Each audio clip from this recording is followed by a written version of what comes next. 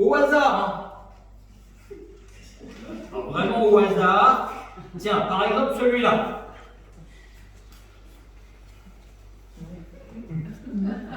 Psychiatrie. Non mais ça parle tout seul, psychiatrie, franchement. Psychiatrie! Parce que, bon, quoi qu'on en dise,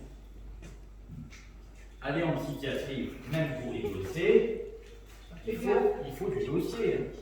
On ne vous admet pas tous comme ça, au hasard.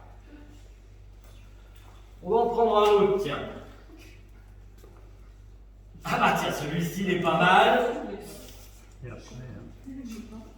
Saint-Nicolas-de-Port. Non mais on en parle de Saint-Nicolas-de-Port.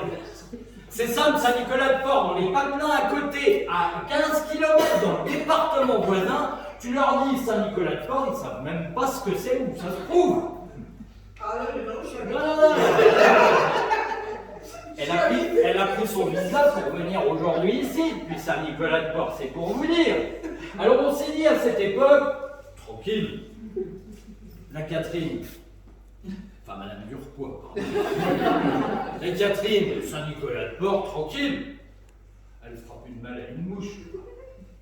Au pire, elle va aller terroriser deux vieilles cigognes défraîchies.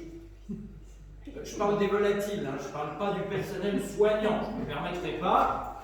Donc, elle va aller terroriser deux, trois professionnels de là-bas, et puis voilà, tranquille. Eh ben non, ça ne lui suffisait pas. Figurez-vous qu'un samedi matin, alors qu'elle bossait pas, tranquille, elle prend son petit-déj chez elle. Véridique, elle m'a tout raconté. Et qu'est-ce qui lui vient en tête, là, subitement, soudainement? Tiens, si j'allais acheter des légumes ou des fruits au Leclerc de Vendôme. Non mais franchement, t'y crois, toi? Là, je dis, il y a préméditation. T'es tranquille, tu bosses pas. C'est samedi matin, tu viens prendre ton café, tranquille, et tu te dis, je vais aller acheter des légumes au Leclerc de Vendôme. N'importe quoi, toujours est-il qu'elle prend sa petite voiture, elle descend au Leclerc de Vendôme, elle prend son petit caddie, et là, oh, comme par hasard, elle croise Françoise Richard. Françoise Richard, cadre supérieur de santé au pôle de gérontologie, soins palliatifs. Comme par hasard, tiens. Entre nous, Françoise Richard, Catherine Durpois à l'époque, elles ne se connaissent pas. Au pire, elles ont eu une signature suite à une réunion, elles se sont peut-être croisées 10 secondes un jour, et c'est tout. Eh ben, voilà-t-il pas qu'elle se met à discuter avec. Elle fonce avec son caddie. Ah, Françoise, comme si elle se connaissait, tu parles. Préméditation, moi je dis.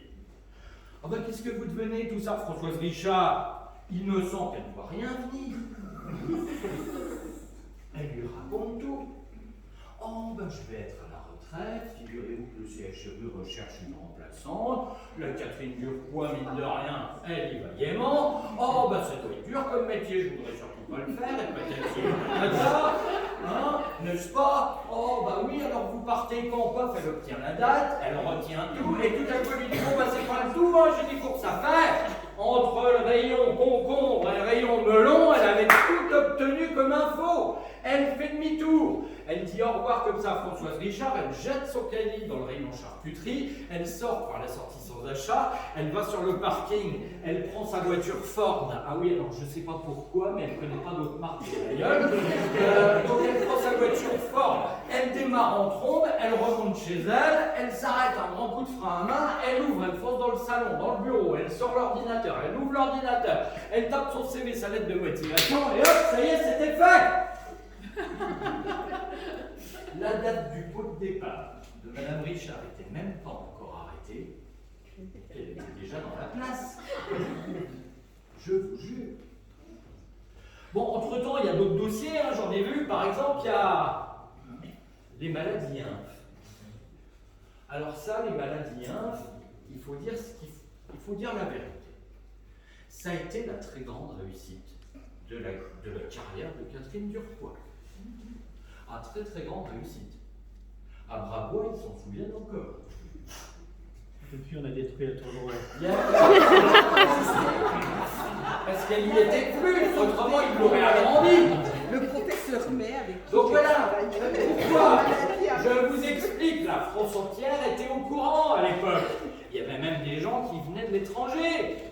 Tu chopais une maladie, un virus, un machin quelconque, la première chose que tu devais faire, c'était demander une hospitalisation aux maladies infra-Brabois. Tu arrivais tranquille, vers 17h, on prenait tes constantes, on te présentait ta chambre, t'attendais tranquillement. T'attendais quoi? Qu'elle arrive le matin.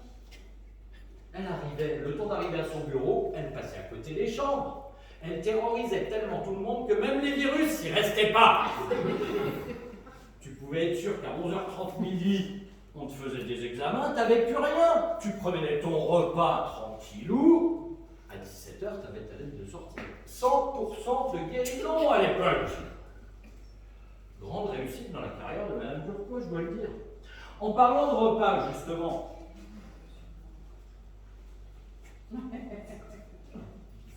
ça, c'est ce qu'elle nous faisait croire qu'elle mangeait à midi. Non mais tu crois ça aussi, tu vois? Une pomme. Et alors elle prenait son air malheureuse quand on arrivait. On lui disait bonjour Catherine, ça va? Il est l'heure de manger. Elle nous regardait avec son air, vous savez, coquère. Oh oui, ça va aller. Elle faisait semblant de taper sur son ordi 2-3 fois. Elle disait vous avez mangé? Et puis elle nous faisait oh j'ai ma pomme. Je repassais à 14h30. On repassait, il y avait toujours la pomme. Elle disait non, j'ai pas eu le temps, j'ai même pas eu le temps de croquer dedans. Tu pars, n'importe quoi. En plus, puisque c'est l'heure de balancer, entre nous, juste entre nous, elle risque plus rien. De toute manière,